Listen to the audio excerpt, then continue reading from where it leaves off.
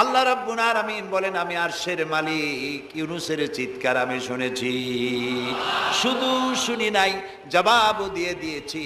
ফাস্তাজাবনা লাহু ওয়া নাজ্জাইনাহু মিনাল গাম্মি ওয়া কাযালিকা নুনজিল মুমিনিন।